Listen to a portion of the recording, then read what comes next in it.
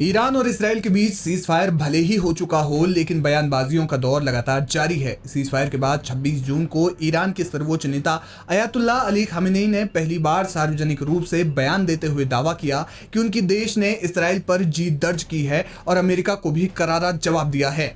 ईरानी सरकारी टेलीविजन पर टेलीकास्ट की गई एक वीडियो संदेश में खामेनेई ने कहा, जो कुछ हुआ अमेरिकी राष्ट्रपति डोनाल्ड ट्रंप ने उसे बढ़ा चढ़ा कर पेश किया। उनकी बातें सुनकर कोई भी समझ सकता है कि वो सच्चाई को तोड़ मरोड़ रहे हैं। खामेनेई का जवाब देते हुए ट्रंप ने कहा कि 12 दिन के इस्राएली और अमेरिकी हमलों ने ईरान के 3 प्रमुख परमाणु ठिकानों को गंभीर रूप से नुकसान पहुंचाया। अयातुल्लाह अली खामेनेई ने मूर्खतापूर्ण तरीके से ये क्यों कहा कि उन्होंने इसराइल के साथ युद्ध जीत लिया है। आप एक धार्मिक और देश में सम्मानित व्यक्ति हैं, आपको सच बोलना चाहिए। You're a man of great faith, a man who's highly respected in his country. You have to tell the truth. You got beat to hell. And Israel was beat up too. They were both beat up. And it was a great time to end it. It was quick. They got the hate out. There was a lot of hate. A lot of hate. It would be great if they didn't have that hate. But the last thing they're thinking about is nuclear weapons right now. World-class faculty, cutting-edge labs, and immersive learning. A vibrant campus life beyond the classroom. SGT University, nurturing future leaders. Trump के बयान के बाद अब ईरानी सेना की तरफ से प्रतिक्रिया सामने आई है। IRGC यानी इस्लामिक रेवोल्यूशनरी गार्ड कॉर्प्स ने ट्रंप से अपनी आंखें खोलने और बेतुके बयान देने और अजीबोगरीब व्यवहार बंद करने को कहा। IRGC की तरफ से ये बयान ऐसे समय में आया है जब ट्रंप लगातार ईरान के सुप्रीम लीडर पर निशाना साध रहे थे। इससे पहले ईरान के विदेश मंत्री सैयद अब्बास अराक्ची ने साफ कर दिया था कि अगर अमेरिका वाकई ईरान से कोई समझौता करना चाहता है तो राष्ट्रपति ट्रंप को ईरान के सर्वोच्च नेता अयातुल्लाह अली खामेनेई के प्रति इस अपमानजनक और अस्वीकार्य लहजे को छोड़ना होगा। एक राष्ट्र के रूप में हमारा मूल आधार बहुत सरल और सीधा है। हम अपनी स्वतंत्रता को महत्व देते हैं और कभी भी किसी और को अपना भाग्य तय करने की अनुमति नहीं देते। ईरान के परमाणु ठिकानों पर अमेरिका ने किया था हमला। अमेरिका ने 3 प्रमुख परमाणु ठिकानों को टारगेट किया था। बंकर बस्टर बमों से हुए हमलों के बाद फोर्डो, नतांज और इस्फहान में भारी नुकसान हुआ है। हालांकि अमेरिका की DIA की शुरुआती रिपोर्ट कहती है कि ईरान का परमाणु कार्यक्रम केवल कुछ महीने के लिए ही पीछे गया है, लेकिन CIA और इस्राएली खुफिया सूत्रों का मानना है कि नुकसान बहुत बड़ा है। ईरान ने भी भारी नुकसान की बात स्वीकारी है, लेकिन अपने परमाणु कार्यक्रम को लेकर कोई जानकारी नहीं दी है। फिलहाल ऐसी खबरें भी आ रही है कि ईरान IAEA से बाहर हो सकता है। देखना यह होगा कि मिडिल ईस्ट में तनाव किस ओर रुख करता है।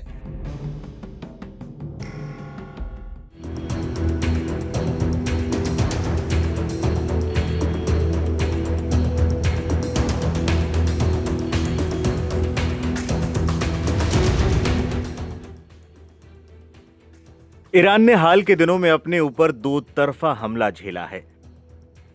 एक तरफ इजराइल के साथ हुए युद्ध के दौरान उसे काफी नुकसान हुआ, वहीं दूसरी तरफ अमेरिका ने भी उसके परमाणु ठिकानों पर बम बरसाए। लेकिन जैसा दावा किया जा रहा था कि ईरान के सर्वोच्च नेता खामेनेई की लोकप्रियता कम हो रही है, उस दावे को गहरी चोट लगी है। युद्ध के बाद ईरान के सर्वोच्च नेता अली खामेनेई की लोकप्रियता कम नहीं हुई है, बल्कि और ज्यादा बढ़ गई है। इजराइल और अमेरिका से अकेले टक्कर लेने से मुस्लिम वर्ल्ड में भी ईरान और खामेनेई की धमक में बढ़ोतरी ही हुई है। सीज फायर के बाद 26 जून को ईरान के सर्वोच्च नेता अयातुल्लाह अली खामेनेई ने पहली बार सार्वजनिक रूप से बयान देते हुए दावा किया था कि उनकी देश ने इजराइल पर जीत दर्ज की है और अमेरिका को भी करारा जवाब दिया है। ईरानी सरकारी टेलीविजन पर टेलीकास्ट किए गए इस वीडियो संदेश में खामेनेई ने कहा, इस्लामी गणराज्य विजयी रहा और बदले में अमेरिका के चेहरे पर तमाचा मारा।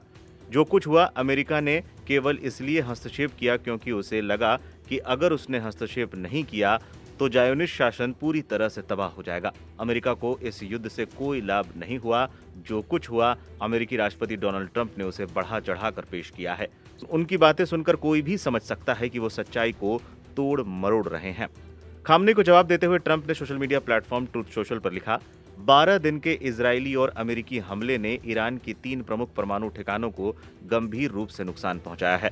अयातुल्लाह अली खामेनेई ने मूर्खतापूर्ण तरीके से ये क्यों कहा कि उन्होंने इजराइल के साथ युद्ध जीत लिया। आप एक धार्मिक और देश के सम्मानित व्यक्ति हैं, आपको सच बोलना चाहिए। World-class faculty, cutting-edge labs, and immersive learning. A vibrant campus life beyond the classroom. SGT University, nurturing future leaders.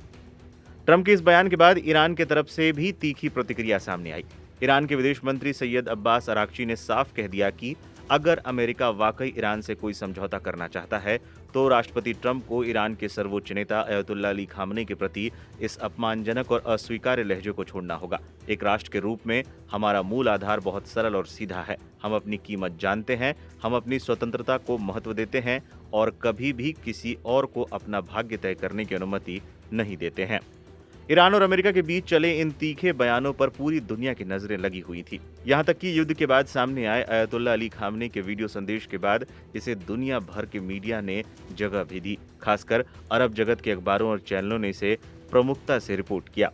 Qatar की अल जजीरा टीवी ने रिपोर्ट करते हुए कहा, इस वीडियो संबोधन ने ईरानी जनता की एकता और युद्ध के दौरान ट्रंप की उस मांग को ठुकराने पर जोर दिया जिसमें उन्होंने कहा था कि ईरान को आत्मसमर्पण कर देना चाहिए। खामनेई ने संघर्ष विराम के बाद पहली बार दिखाई देते हुए ट्रंप और इजराइल को संदेश दिए। मिस्र की सरकारी अखबार अल अहराम ने 27 जून की प्रमुख हेडलाइन में लिखा, खामनेई ने इजराइल पर जीत का ऐलान किया। उन्होंने कहा कि उन्होंने अमेरिका को करारा तमाचा मारा। राय अल यौम के संपादक अब्दुल बारी अतमान ने लिखा, खामनेई की उपस्थिति ट्रंप और इजरायली प्रधानमंत्री के लिए एक झटका थी और ये दिखाता है कि ईरानी शासन को बदलने में वो नाकाम रहे। नेतान्याहू और ट्रंप के ऐतिहासिक जीत वाले झूठे दावों का जवाब दिया। हम खामनेई की इस बात से सहमत है कि ईरान इस युद्ध में विजयी रहा और इजराइल अमेरिका की तरफ से किया जा रहा ऐतिहासिक जीत का दावा महज झूठ है।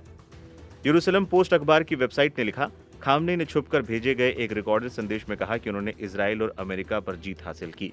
टाइम्स ऑफ इजराइल वेबसाइट ने लिखा, अमेरिका को दोबारा तमाचा मारने की धमकी देते हुए ईरान के खामनेई ने कहा कि ट्रंप ने हमलों को बढ़ा चढ़ाकर पेश किया।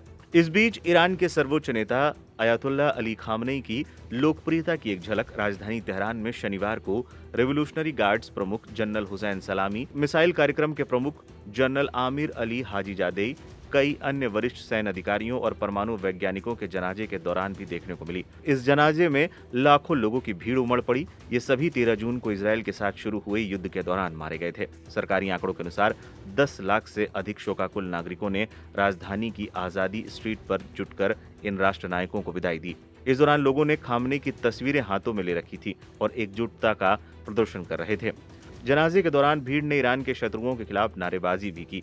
लोग ईरानी ध्वज लहराते हुए नारे लगाते हुए आगे बढ़ते रहे। इस दौरान अमेरिका इजराइल मुर्दाबाद के नारे लगाए गए। सरकारी कार्यालयों को बंद कर कर्मचारियों को अंतिम संस्कार में भाग लेने की अनुमति दी गई। ईरान के सर्वोच्च नेता अयतुल्ला अली खामनेई की सार्वजनिक मौजूदगी नजर नहीं आई। हालांकि ऐसा माना जा रहा है कि उन्होंने बंद कमरे में विशेष नमाज पढ़ी होगी।